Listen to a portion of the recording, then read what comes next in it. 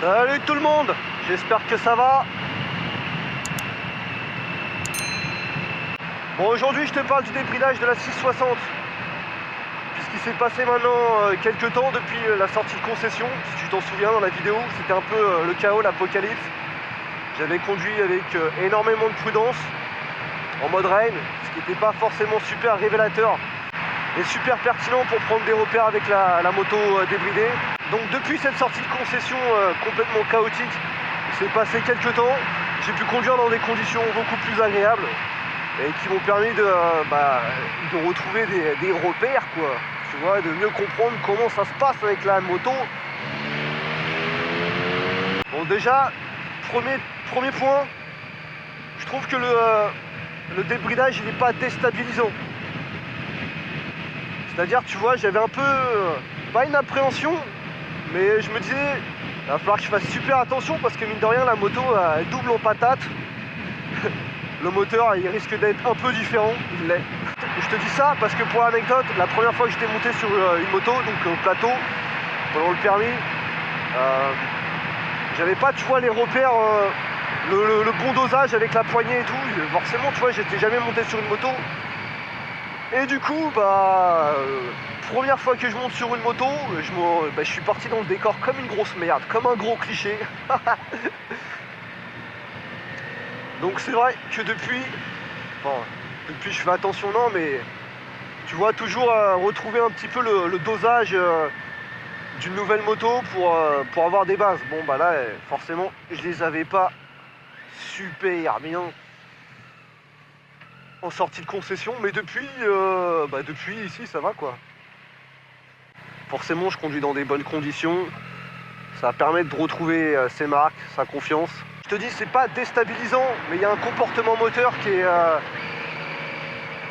ça a rien à voir, ça a vraiment rien à voir.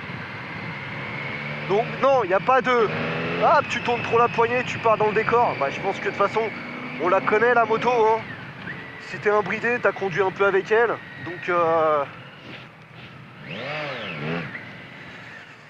donc il n'y a pas trop de difficultés. Et pour tout avouer, j'ai vraiment pris conscience de la bride qu'à partir du moment où la moto a été débridée. Ça fait un peu bête de dire ça, mais j'assume. Tu vois, avec la bride, bon, ça reste une moto agréable, ça reste coupleux, il y a de l'agressivité, il y a de la patate. Bon, on va pas non plus dire que c'est de la merde la moto, mais ça reste une street complètement muselée en fait. Putain, magnifique la bagnole. Le comportement moteur elle est vraiment différent et bon, la petite A2 elle reste bien, tu vois. Bon, je vais faire une petite pause ici. Hop, tranquillement. Là il y a vraiment une différence moteur qui se ressent depuis qu'elle est débridée. C'est-à-dire que tu sens qu'à partir de 4000 tours minute, il y a une petite étincelle. Vers 6000 tours minute, là il se passe quelque chose. À 8000 tours minute, ça rugit, c'est impressionnant.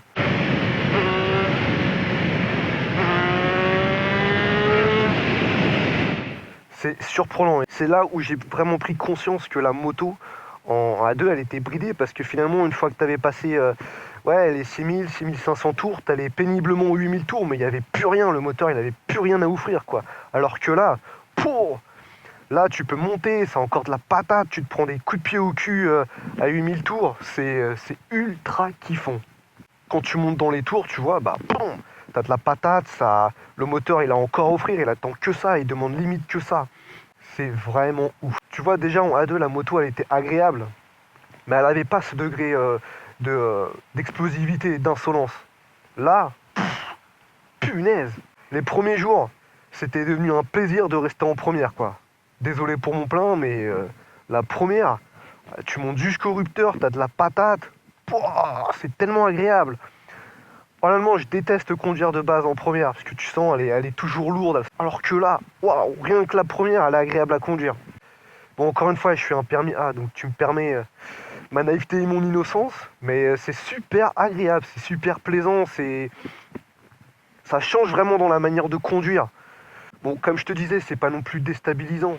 Il y a juste une question de feeling à affiner, tu vois. Il y a un petit truc à revoir. Et après, ce qui ressort dans tout ça, question de feeling, c'est que c'est là où je me suis rendu compte, à la fois au niveau du freinage et de la suspension, que avec la patate supplémentaire de la moto, on arrive facilement à trouver les limites de certains équipements de base.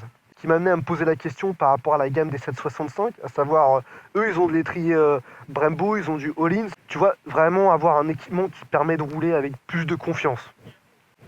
Évidemment, j'ai confiance dans la moto, je sens juste sur certains points qu'il y a des limites.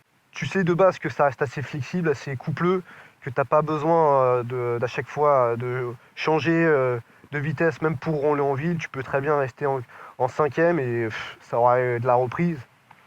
Là, c'est pareil, mais fois 1000, j'ai envie de dire. C'est-à-dire, en sixième, je peux partir en sixième à 50 et puis monter vers des sommets d'illégalité. Vous avez été aussi nombreux à me demander est-ce que débrider la moto, ça vaut le coup.